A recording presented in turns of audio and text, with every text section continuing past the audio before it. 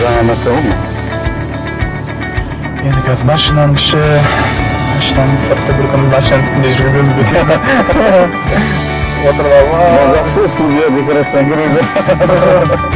Ештеңе аренда алмайсың. Сіз всегда салмақтысыз ба? Осылай мен өзімнен. Осындайсыз ба? Андай деп кететін кездеріңіз болмай ма? Эмоцияға берілетін. Журналистикадан жалығып кеткен кезіңіз бола ма? Болды ғой, 2015-те сол үшін кетіп қалдым мысалға. Жазыды күлкіңді, қайдасың бұл күнді, сен іздеп арманым, сыр бойын шарладым.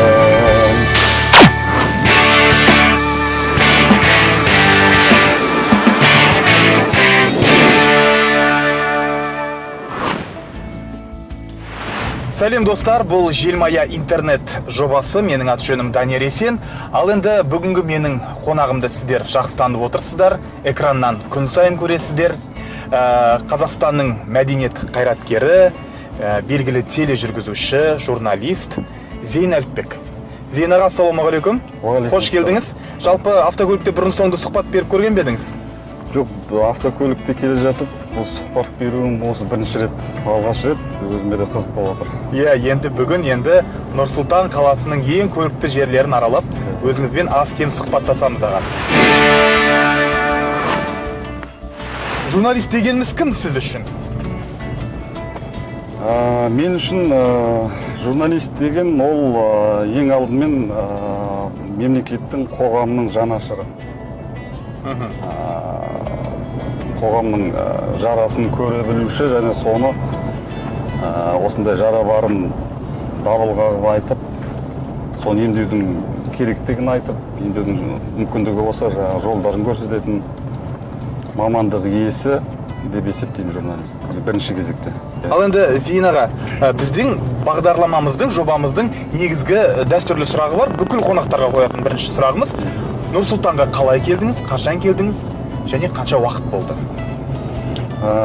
Нұр-Сұлтанға 2006 жылы көшіп келдік отбасымызбен.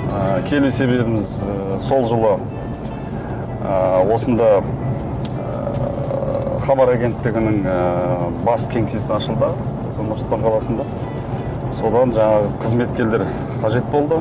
Алматы қаласында қызмет істеп жатқан сол қызметкерлердің тізіміне ілігіп, осында Нұр-Сұлтан қаласындағы бас филиалға жұмыс істеуге келдік.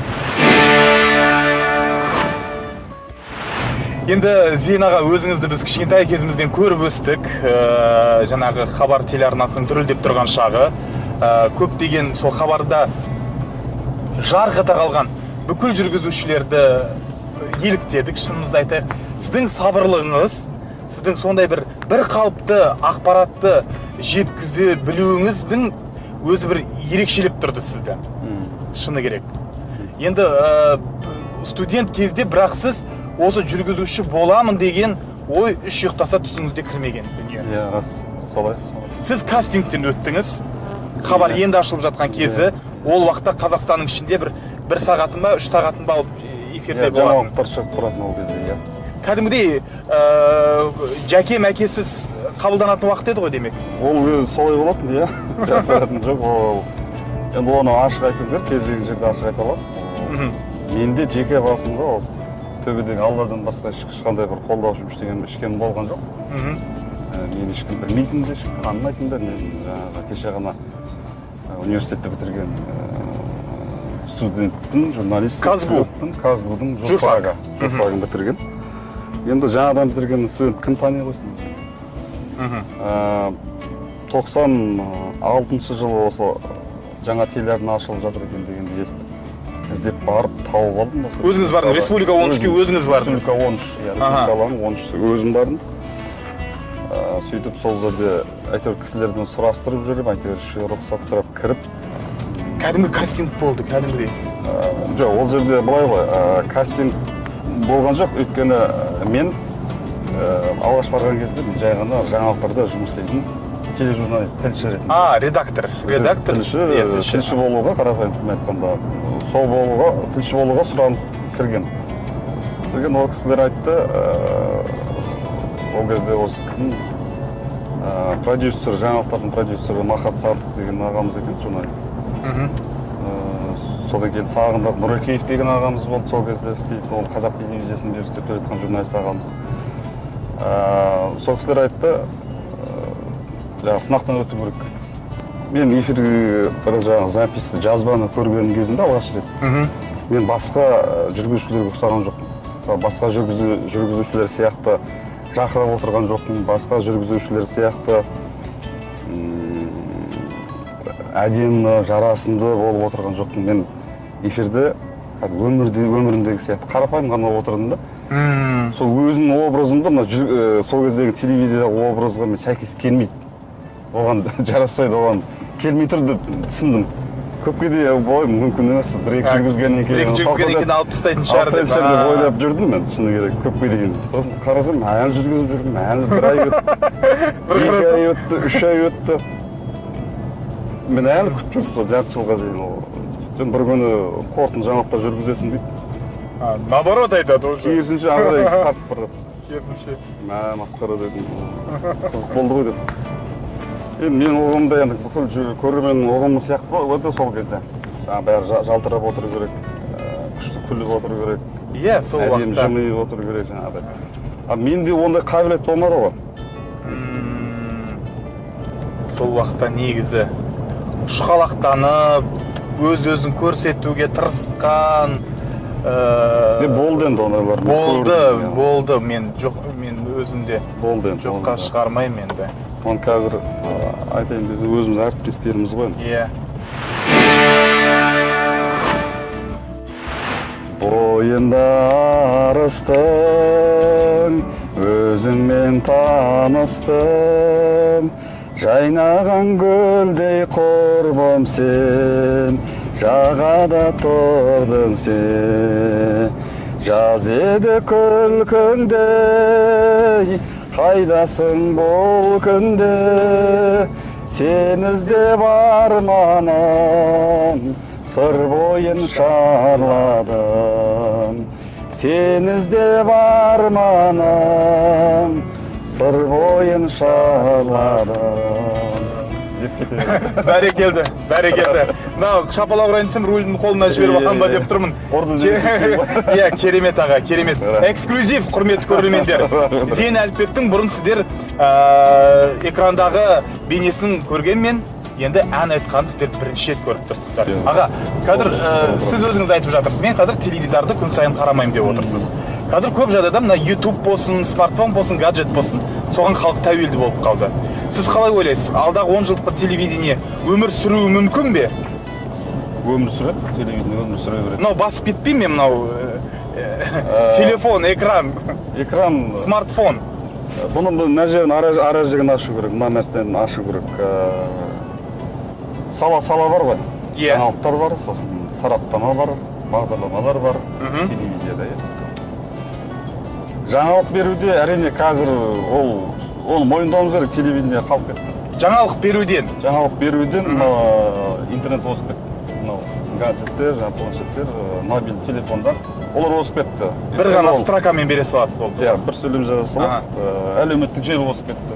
Тіпті мына интернетті, дәстүрлі ақпарат құралдары бұлай болған күннің өзінде әлеуметтік желі озып кетті. Бірінші орында. Жеделділік жөнінен.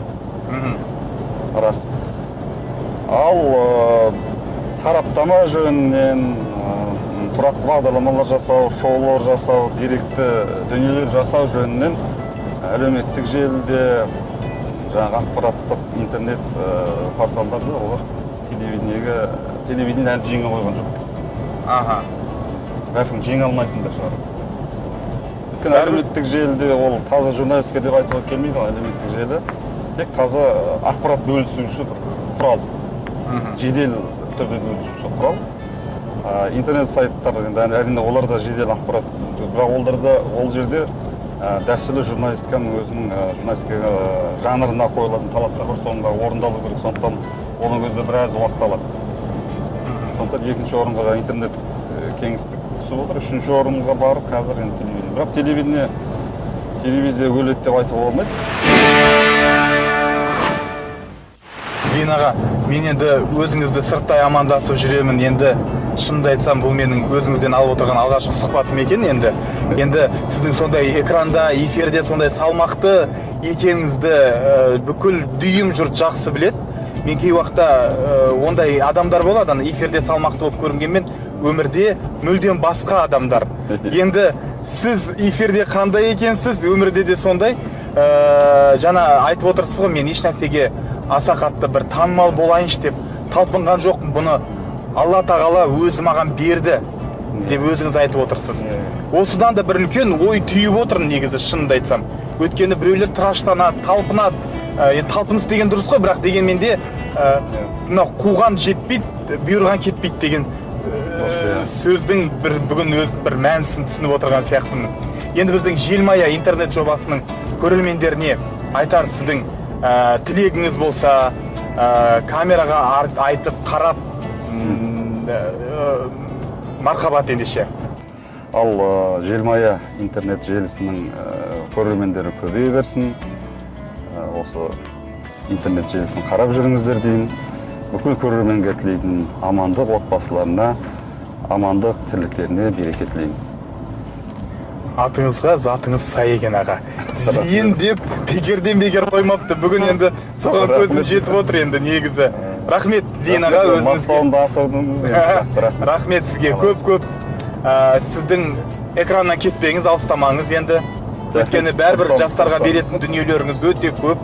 Сізге қарап бой түзейтін жастар да бар бүгінгі таңда. Рахмет көп. Қымбатты көрермендер, бүгін бізде қонақта болған белгілі тележүргізуші, белгілі журналист, Қазақстанның мәдениет қайраткері Зейін Әліпбек. Біздің каналға жазылуды ұмытпаңыздар және лайк басуды ұмытпаңыздар. Сонымен қатар осы сұхбаттың астына міндетті түрде комментарий қалдырыңыздар. Үйлеріңізде 24 сағат интернет қосулы болсын. Келесі кездескенше аман, сау болыңыздар.